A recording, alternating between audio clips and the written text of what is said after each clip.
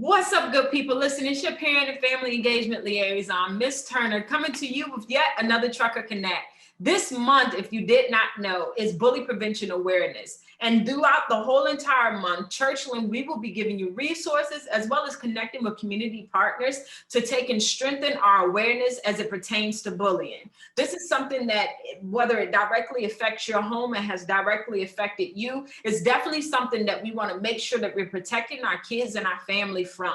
So I thought it would be super cool to bring one of my close friends to take and come speak to you all from her personal experience. She is an author, a motivational speaker, an advocate. The list goes on, but I'm going to let her introduce herself opposed to me just sitting here babbling. Today we have Miss Shantae Miller. Woo! Hello, everyone. And thank you so much, Ms. Nicole, for allowing me this opportunity to speak with you and the students. Listen, this is Anti-Bullying Awareness Month. We hope that and pray that you guys are taking a stand against bullying with us. Like Ms. Nicole said, I am an author, a motivational speaker. I'm also the CEO and founder of Parents Against Bullying Virginia. So we've been doing this for about 8 years, and we are truly excited to where this is going. We're not excited about the subject, but we just want to make sure that we're giving proactive information and reactive just in case you have to, but in the right way for the right reasons. That is super awesome. She is a wealth of knowledge that we have the blessing of being in front of today. So in a lot of cases, most people say, you know, I'm an advocate, you know, I stand with, but a lot of people don't understand those stories behind the scenes.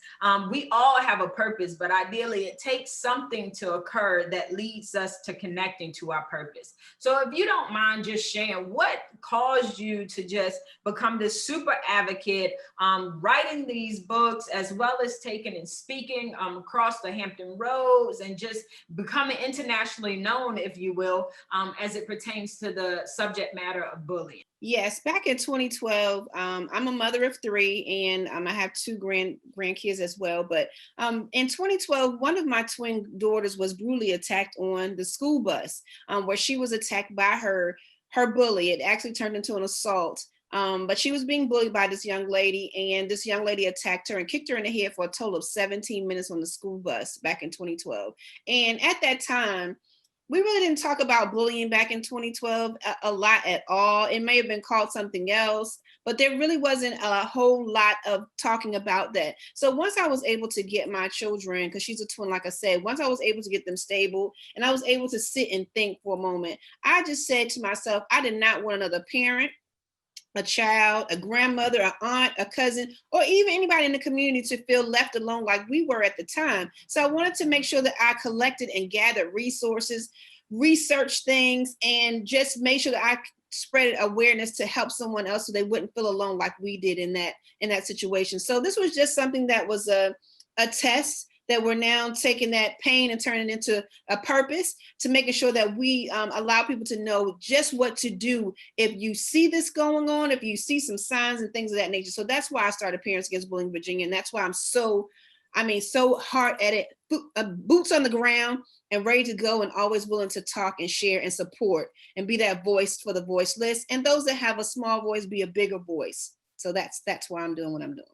Well, I appreciate you. I mean, like, to know that you had to endure that 17 minutes and then there were actually health issues that followed that, right? Absolutely. My daughter was born, the twins were born early and they had some medical issues some health challenges going on, but she was 3 years free of seizures. She's had epilepsy. She was 3 years free of the seizures until that incident. After that incident occurred, my daughter started having seizures 5 out of 7 days for about 2.5 years. Also, at the time, her doctor was actually our governor, now Governor Northam. He was Dr. Northam then. He said that 6 inches to the left, she would have died instantly if those kicks would have continued to occur at that time. So like I said, she fell into a very deep depression. We almost lost her several times behind the seizures because they were very, very different each time, very strong, and very risky. So yeah, we endured a lot. Wow. To take and and seeing now how that has basically put fuel to your fire.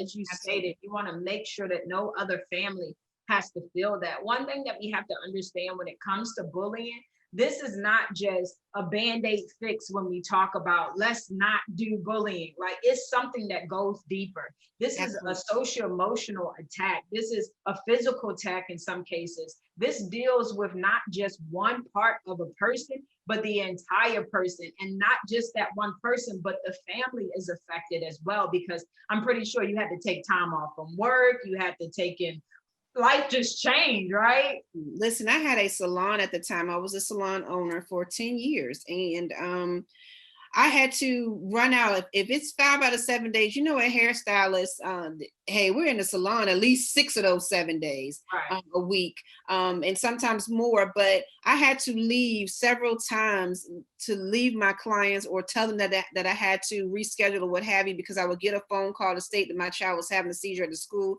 I would a lot of times beat the ambulance there to the school. Before they got there, I was there. And so it put a damper on that. My clients were very understanding, but me trying to give my 120%, like I try to do with anything that I do, I felt like I couldn't give my all to them. I had to be mommy first. So I had to put that aside. So I ended up closing my salon, due to that, and due to money loss, because of the fact that I had to be mommy first. That was the most important thing. Nothing goes before that. So yes, it altered our life a whole lot. And not only that, mind you, I said I have twins. So one of the twins that was attacked, the other one was just mentally and emotionally disturbed behind that. Where, you know, they're older now, they're in college now, but they still have triggers to this. They still you know, have days where they think about it, or something will happen with someone else. And when I'm in the community talking with other youth or families, and it'll trigger them to think about, and they get sad still. So, you know, it's something that is an ongoing thing. We're still healing, and this is our healing thing as well. We do this to heal the scar that we carry from this. So it's a lot that goes behind bullying. And you're right. It's so many different types. It's so many different effects. So yes. And that's the thing that I want parents to really understand. You know, when having conversations with different people, they try to say, you know, when I grew up, that wasn't bullying. And Mhm. just getting people to understand, just because it was done and you found a way to be resilient from it, Right. doesn't mean everybody has that same reaction to it. And so, Absolutely. yeah, by learning, hey, everything everybody says about you, you have to ignore. Sticks and stones may break my bones, but words don't hurt. But I think now to educate, what is the definition of bullying? Bullying is an unwanted aggressive behavior that's ongoing as well by one person or multiple people. So it could be, like you said, it's different types. Say for instance, I'm just going to be transparent. I'm 46 years old, and back then, if we had internet and cell phones and things like that, bullying would have been a whole nother thing. This social media takes another, you know, another twist to this, because the fact that bullies hide behind those phones and be something that they're really not. They're just people that are screaming for help, wanting help. They're hurt people hurt people. You heard that saying as well. And when they say sticks and stones may hurt my bones and words will never hurt me, I don't know who came up with that, but words stick with you, and it has a deeper effect than any scar. A scar will heal. Words stick in the back of your head. You always remember that, whether it's calling you shorty, ugly, big lips, whatever the case may be. Those things stick with you from small to older until you take your last breath. And those are things that I need people to understand too. You have to think before you speak. That's one of our sayings. Mhm. Once it's out, you can't take it back. And you never know what someone's going through. I always say everyone has a story, but it's what you do with it. You don't know what part of the story they're in, what chapter in the book they're in on their journey. So that one bad word or bad post or bad something that you're doing online or what have you, or even in person, could very well make that person want to take their lives. And I've dealt with a lot of that as well. And I actually we try to dedicate this month as well to talk about those that we've lost, because you have to know that we're losing so many. It's called bully side. We're losing so many of our teens, our youth, our even the young. It's getting younger and younger every day. So that's something that we have to pay attention to. Certainly. And I think, as you stated already, the cell phones, I think media is playing a huge role of painting the solution to bullying as being suicide. And Yeah. so when you take and see the stories and things, it's like, that's why I'm grateful for your movement, because it's ideally shining light and giving an alternative instead of just stopping there. Like when kids see those stories, they can say, well, I guess that's the only answer. In actuality, it isn't. And in a lot of cases, you have people that say that, like when it comes to the bully victims, we're not the problem, as they would say, the bully is. And Right. so what are some of those red flags that you've noticed, or you would advise a parent to pay attention to as it pertains to bullying? If your child is a usually a bubbly child, and then they start to do things such as going into the room and not really want to communicate with you, and I know that's a little bit of that is when they start getting older. Our kids tend to go into their own little spaces, but I'm saying being very withdrawn. If you know that they're usually talkative, start asking questions. I always say this whole having a password on your phones, and they don't want you to see their phones, and you're not following these social medias. I need you to be nosy. You're paying them bills. You need to be nosy. That's not about, invading their space, because this right here could be the space that you could have been proactive about, because they could be giving you the signs that, hey, they're falling into a depression, something's going on, something isn't right. So those things like that, like I said, not being very bubbly anymore, just trying to shy away and don't want to be around people, sleeping a lot, having excuses about going to school, or right now we don't have to really worry about that part, but still don't want to go out to other places where they know that other kids are around, or other teens are around that they're used to going to, say the skating ring, movies, things like that. You need to start watching those signs. And that's just a few little things, but pay close attention, be a filter, listen to what needs to the things that you need to listen to, whatever needs to come out, be a filter, let those things out. The things that need to stay in, and you need to converse about those, do that. But please make sure you keep the line of communication open. Allow your kids to know that it's okay to come and talk to you about things, because these cell phones break our communication where we want to text and things. No, you need to start paying attention. Listen to how they're talking, the range of them. Are they sounding sad? You can't tell if they're sad or not through a text or things like that. So that old school communication, eat dinner with them sometime, eat lunch with them, and just have conversation. How was your day? How are things going? You have to keep that open, because silence is a deadly killer. When they start getting silent, that's a problem. So you want to try to be proactive to that as well. Okay, that was great. A lot of information as it pertains to that. So what are some red flags? Because it's something that we rarely talk about in all actuality, of potential aggressors, things that those parents may need to pay attention to. Okay, things like getting angry off the cuff, like don't really want to sit and talk, and they may have been that one that would talk to you and not be so angry all the time, snapping, that type of thing. Look for that. Not wanting to engage, that's on both sides, and wanting to be in control of everything. Don't want to receive. You need to figure out what's really going on. Those are things that I can think of right off the top of my head. But if they're angry all the time, there's something going on. And like I said, hurt people.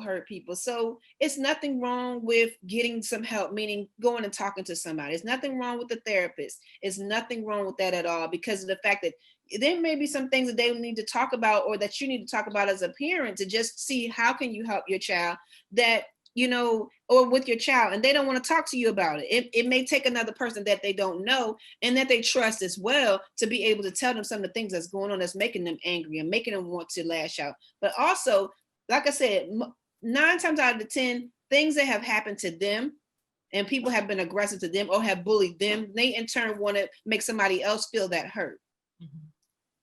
That's good. And so just realizing, parents, that sometimes it's not always the teacher. Sometimes, taking and going a step further, especially once again, bullying is the repetition of a particular act on a particular group of people or individual person. So if the same thing keeps coming up, maybe it's time to have a conversation. I'm pretty sure reports are going out, and you know, teachers are calling and things, because this conversation is not just for the victims. I think in order to eliminate bullying, we have to begin to address the individual that is doing the attacks to find out what's going on, because without them, bullying does not exist. And so dealing with the root of the issue so that we're able to eliminate it, hopefully as a whole.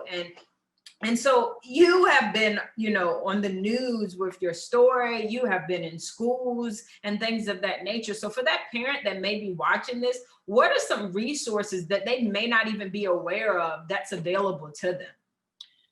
Well, of course, they can always visit us on our website, which is www.pabva.com. And we have a list of resources of other websites that they can take a look at, which is bully.gov, just to name one. And like I said, there's plenty of resources there, but if there's ever anything that you want to or need to reach out to us, please, please, please, and you can email us from there with any of your questions. No question is a crazy question. No question is a dumb question. So please ask it. If it's a situation that you're in, you don't know what to do or who to turn to, please reach out to us. It's very important on how to take the steps if it is going on.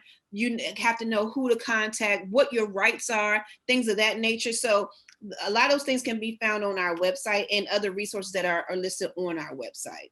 Okay, awesome. So parents, as I told you, she has been throughout this whole experience, selfless, if you will. In a lot of cases, I think us understanding the power of our stories and that we survived to save other people. You know, she's impacted, advocated, and come in to intervene for so many families just because of what many would perceive as one of the darkest moments of her life. And so understanding that it is time for us to speak up. It is time for us to stand together, and it's time for us to connect and get the help that's necessary, whether it's taking your child to a therapist, whether it's you going to a therapist, because I think in a lot of cases, parents don't understand. They are a reflection of the bullies that they once experienced. Yeah, it might not have been called bullying, whether it was through their parents. It's this cycle that can continue to repeat itself. You know, a kid that may bully another kid is a result of probably that kid being bullied because of what they don't have or who they are. And so in order to take and feel empowered or feel like they are somebody, they become the very thing that they hate. And it's time to stop that. And so Miss Miller, we thought it would be super cool to challenge the families, not just the students, but the families of Churchland High School. One challenge being is that they have to get connected to resources. So I just saw it in your hand. So if you could hold that up for me. What is that? Listen, hashtag no bully zone. Make your space a no bully zone. Anybody can have a no bully zone.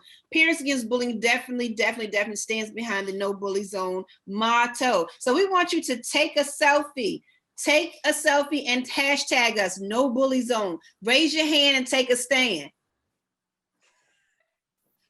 Just like that. You can take and go ahead and post that. We are now on Twitter, Instagram, as well as Facebook. So make sure you have that hashtag, as well as Go CHS Truckers. Make sure you include those two things, and we'll be sure to shout you out. Another resource that Ms. Miller has that I think parents, this is a great resource to have within your family is the what? Let's Push: A Guide to Combat Bullying book. And this book is available, and was written by myself. It's available on Amazon.com, Barnes and Nobles, Walmart. If you're the person that likes to read things on your mobile, on a device, electronic devices, or on Kindle as well. And it's also on www.pabva.com if you forget any of those sites that I gave you. But Let's Push: A Guide to Combat Bullying. Very small, but very powerful information in here that you can use for almost anything that looks like bullying, the types of bullying, what to do, what the laws are, some links of resources. It's all in this little book, Let's Push: A Guide to Combat Bullying. Oh, man. Thank you so much, Ms. Miller. This is a subject that holds very near and dear to my heart. It's something that I've survived on top of that, is something that I've spoken with a lot of students of having to experience. As we have said, this month is just creating that awareness of that bully prevention in which we hope to obtain. Churchland, this is the time in which we should draw closer together, if never before, because it is not something that is just a light switch that we can cut off, but it's intentional. That if you're standing beside someone and you see it, speak up. If you are experiencing it, speak up. If you have a child that has endured it, speak up. No longer can we be silent to the issue of bullying, but it is time that we take a stand. And in order to take a stand, we must physically act, not with our hands, but with our minds, with our hearts, and with our actions. So, Miss Miller, I thank you so much for being here and blessing the Churchland family. I'll be sure to drop your contacts so that the parents can be able to connect with you, and be sure to just connect with her throughout this year if you are in need of help. We are here to support you. As always,